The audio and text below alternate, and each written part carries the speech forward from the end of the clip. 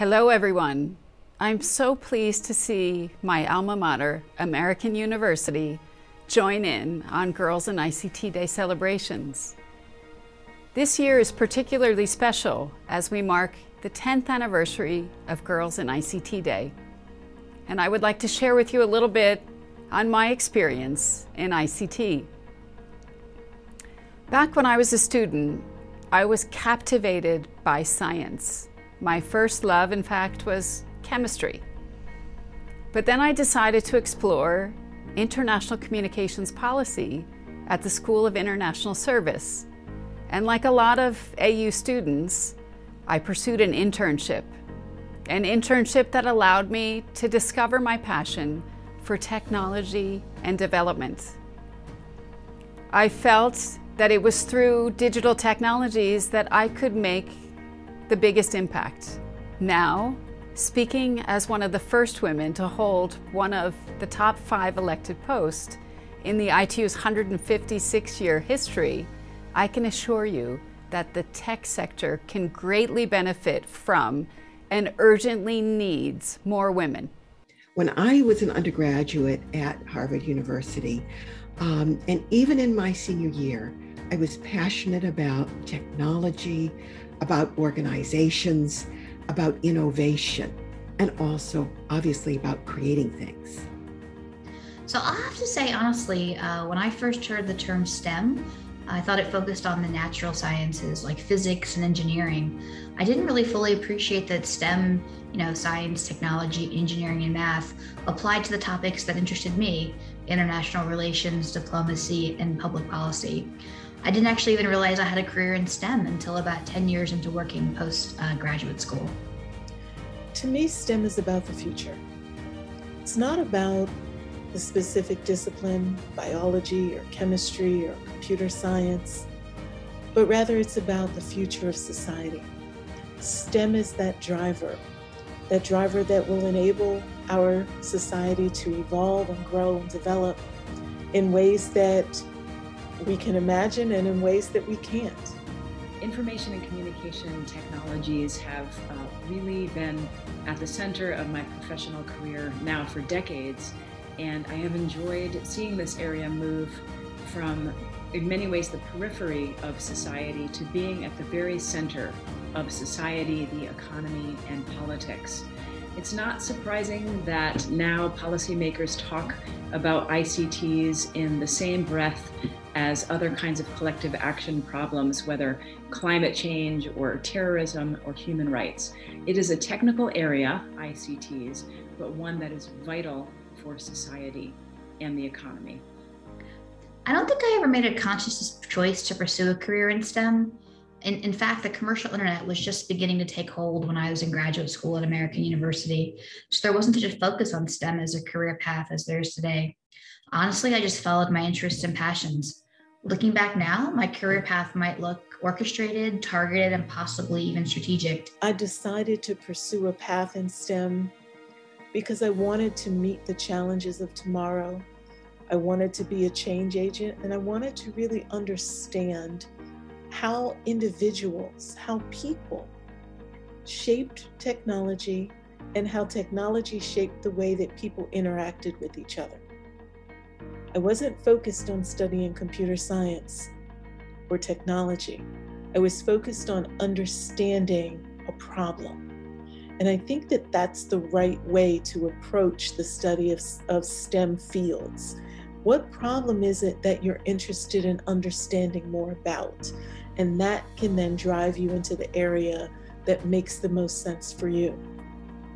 I decided to major in engineering because I loved solving problems. I loved math, and I was, and actually still am, completely enamored with technology, not just the ones that I study around the internet, but SpaceX rockets, satellites, bridges, quantum computing, cryptocurrency. I love it.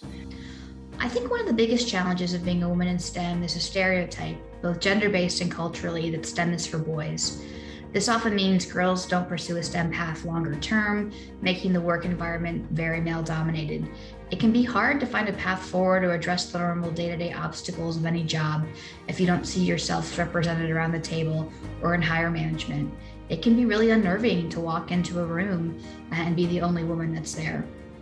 We have always had to do a little bit more, demonstrate a little bit higher level of achievement. And it's taken a lot more energy and a lot more time. You're often the only one in the room. That is particularly true as a woman of color. But I don't dwell on it, at least not in a negative way.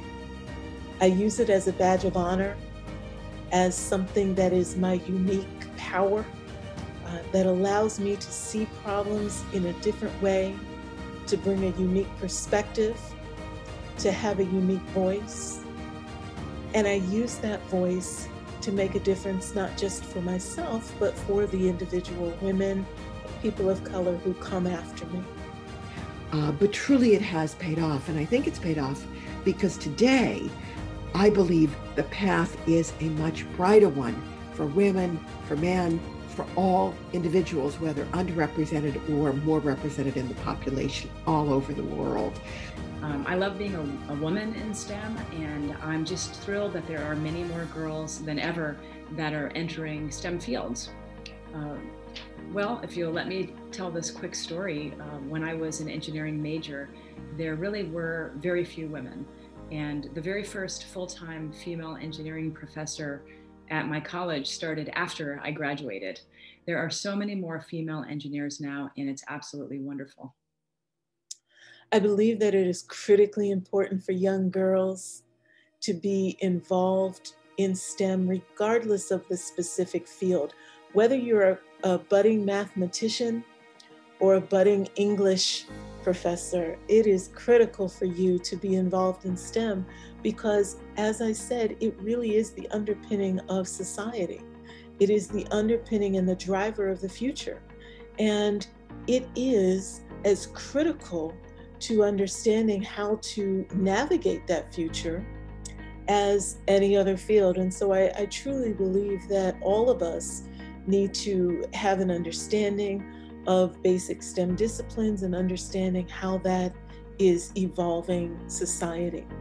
So I really want to encourage you to think about pursuing your passion, not to be deterred by barriers, perhaps to be a bit more strategic. For young girls interested in STEM, I would say, don't be afraid to chart your own path. If someone hasn't done it before, you can do it. There's nothing that can stop you. Please have confidence in yourself and your abilities because you have amazing talents to contribute. And you know that inside. The advice that I would give to a young woman who is interested in STEM is to always keep learning, to keep exploring. Never let anything stop you from moving forward. Remember that as a scientist, we don't take failure as a reason to stop. We see failure as a reason to shrink our solution set and find a new pathway to move forward toward the goal. Be resilient, and especially during these past couple of years, each of you have developed tremendous resilience, and I know that that will continue. Declare yourself an engineer. Describe yourself as a technologist. Just be a scientist. Some people will look at a male historian that is wearing a hoodie and maybe holding a computer as an engineer. They might see that person as an engineer. People may not look at you and think of you as an engineer, so declare it for them. Please do not be afraid of failing, and do not be afraid of taking a risk. Women bring innovative potential, a fresh perspective, and new ways of thinking that promise to advance technology in ways that achieve meaningful and powerful social impact. Be bold and be brave. Smart choices, more innovation, and creativity happens when all perspectives and voices come together to solve a problem or meet a challenge. This includes the voices and perspectives of girls and women.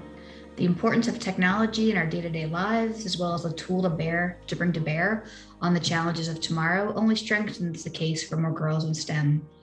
This diversity of thought brings better results, therefore equally including all genders in STEM is ultimately to the benefit of society as a whole.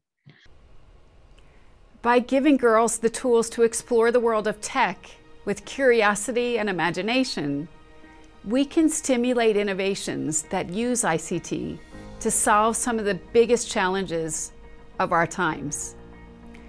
Think about what technology could do for you and for the world. There's simply no more exciting, dynamic field to work in, and we need young women to be co-creators of the technologies that are increasingly shaping our future. I know that AU students are passionate, curious, enthusiastic to make a change in the world. I'm thrilled to see you advancing the message on digital inclusivity and hope that you will continue to work with us to harness the power of digital for positive social transformation. I think my advice would always be find your passion and chart your own path. You'll be amazed what you can do along the way. If there is any quote that I could leave you with, it is something by Maya Angelou, where she said, "You may encounter defeats, but you must not be defeated. Please remember that your difficulties do not define you. They simply strengthen your ability to overcome." I wish you great success. At ITU, we're always looking to engage young people to find effective ways to leverage digital for development. Join us in more 10th anniversary celebrations of Girls in ICT Day by visiting ITU's Girls in ICT webpage and by following us at #GirlsInICT on social media. You will find information on events such as 10 Moments of Girls in ICT and plenty of activities and events to join. My last note of advice to you is stay determined, dream big. The world is looking to you for the fresh ideas that you have to offer. I wish you all a thought-provoking, inspirational Girls in ICT Day. Thank you.